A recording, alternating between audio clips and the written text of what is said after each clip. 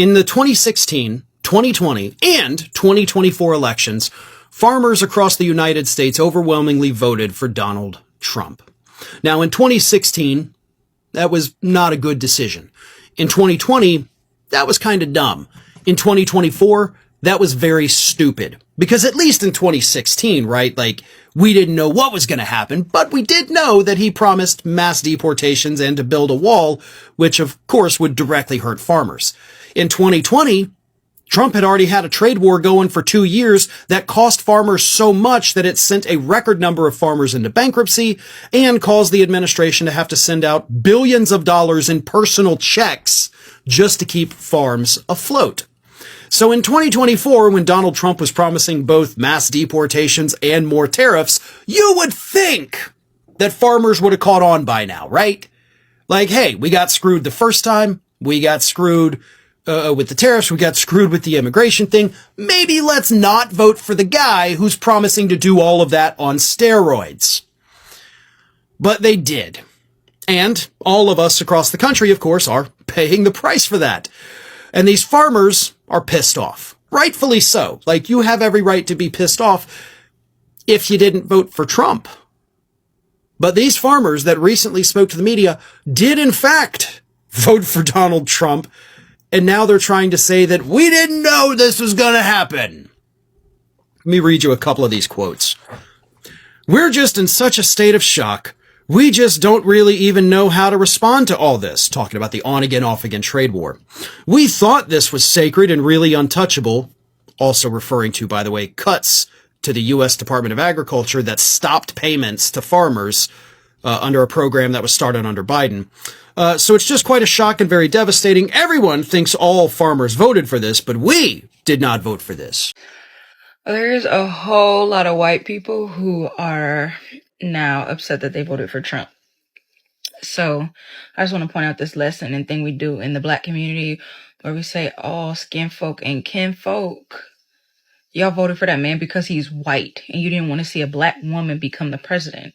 And now you see all skin folk ain't kin folk. I don't feel sorry for y'all at all. But some folks who aren't feeling Trump's optimism right now are American farmers, and they are stuck in the middle of all of this. Frank, who did you vote for president? Mr. Trump. Frank? Trump. Mr. Trump. If the election were today, Frank, would you vote for Donald Trump? No way. Couldn't happen. No. You voted for President Trump. So now, in this moment, you say you're in a free fall. What is your message to him? So I'm off the Trump train. Where I'm going for now is I got to protect my business. Highland, a wheat farmer who says he's lost $400,000 since Trump took office. I think there was a lot of people who voted for him that want to stay loyal to him, but it's going to get to the point where financially, if it's between supporting the president or losing your family farm. Well, this is hilarious, and I don't know how to say it best, but let me say it this way. If there is anyone down by in the USA, that's the farmers.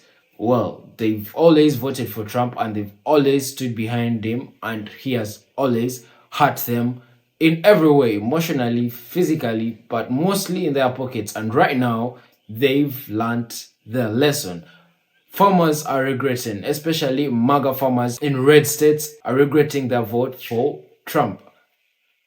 Let's get into the video. You voted for the president? Yes, I did. And do you support these policies which might be hurting farmers like you? Right now, we're the ones that are taking the hit. I think he's sort of backstabbing the main people who got him into office in the Midwest, and he just left us down. Now, here's the thing. There are some people on this app that are calling for us to have empathy for these farmers. They have empathy for these farmers that were MAGA supporters and ignored all the other red flags and all the other signs and all the bad things that Donald Trump has done. And then for us to have empathy for them. I don't want them to lose their farms.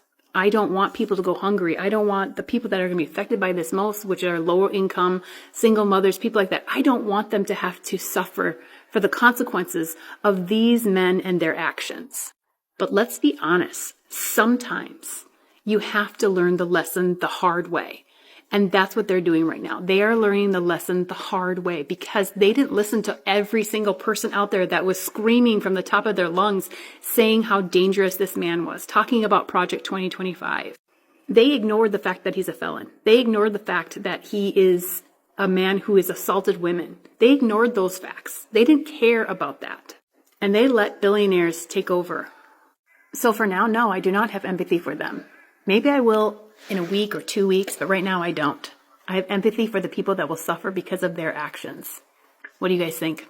All my love. Farmers and workers in Iowa who once believed Trump's America First message are now watching their livelihoods collapse under the exact same policies that were supposed to protect them. Since siding with Obama twice, Iowa has become a stronghold for Donald Trump, yet perhaps no state has struggled more with his economic policies. During the first quarter of 2025, Iowa's GDP dropped by 6.1%. That's more than any other state aside from neighboring Nebraska. Manufacturing, which drives 17% of Iowa's economic output, has been hit with higher production costs in part because of steep tariffs on imports like aluminum and steel. Meatpacking plants, which help make Iowa the nation's leading pork producer, rely heavily on foreign-born workers, hundreds of thousands of whom saw their legal status stripped away by the president. Trump's war on renewable energy also threatens the wind industry that produces more than half of Iowa's electricity. Kirk Leeds, who is the chief executive of the Iowa Soybean Association, said, "This is as challenging as I've seen it. We've got uncertainties beyond compare." Additionally, Trump's massive bailout of Argentina has upset many Iowans, since China moved immediately after it was announced to lock up Argentine soybean exports to fill the gap from Beijing's boycott of American soy. One of the farmers, named Larry, asked, "Who are you subsidizing, our competitors or us?" This is what happens when political slogans replace actual economic policy. America First was supposed to protect farmers and manufacturers, but the numbers don't lie. Iowa's economy is tanking. Another day, another group of MAGA supporters are regretting their vote for Donald Trump. In Arkansas, a group of farmers held a town hall to discuss their grievances under the current administration's policies and how it's impacting them. Now, I've never been as worried as I am now about whether or not my kids and grandkids will be able to carry on. The federal government steps in to save them. Farmers have no one to turn to but God. Hey, who did you vote for president? Mr. Trump. Right? Trump. Mr. Trump. If the election were today, Frank, would you vote for Donald Trump? No way. Couldn't happen. No. We're going to lose 25 or 30% of the farmers in this country if they don't do something. It has to be done, and it's not just here. It's everywhere. If there's no emergency funding this year, there will be 1 out of 3 farmers will file bankruptcy. Guys, like one of the best florin crops that I have ever raised in my life. And because of the tariff, China will not fucking buy it. And they are the only country in the world other than, well, they are the only country in the world. See, as you can see, the more you fuck around, the more you're going to find out. What most amazes me about MAGA is their inability to actually know any of the policies, be educated on what they're voting for, and taking everything that Donald Trump, a known liar, says at face value. The fact that you heard all the pushback and grievances from people who look like me and you said, no, I'm white, this is going to be for white people, white jobs, white farmers, and in fact, Trump is crippling the economy and you're feeling it. So I don't think your prayers and praying together and pleading to Trump is going to change the scenario you're in, because this government caters to oligarchs and those at the top, not you and your farm.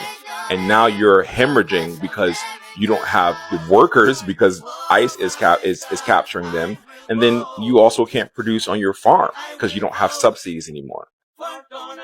Another day in Trump's America. To regret their vote for Trump. From beekeepers to soybean to hay producers, all of them are starting to say, I never thought that voting for Trump 3 times would result in me losing tens of thousands of dollars. A beekeeper out of North Carolina says, yeah, I proudly voted for Trump all 3 times. I flew flags for him and put signs for him in the yard. But now I'm out tens of thousands of dollars due to lost federal funding and tariffs, so I cannot export my products, my honey and my wax, to other countries like I could before, and nobody's buying it in the United States. Hay producers in Idaho and Utah that export alfalfa hay to China are now seeing 135% tariffs put on their product, and all of a sudden, they don't have anywhere to ship it. They held it all winter in hopes of sending it off to China in the spring, and now China's not willing to buy. Soybean producers are once again being hit harder than they were in the first Trump administration, and China, for its part, has diversified where it pulls these products from, with Brazil becoming the #1 soybean exporter and other countries. Thank you for watching Great Minds Blacks.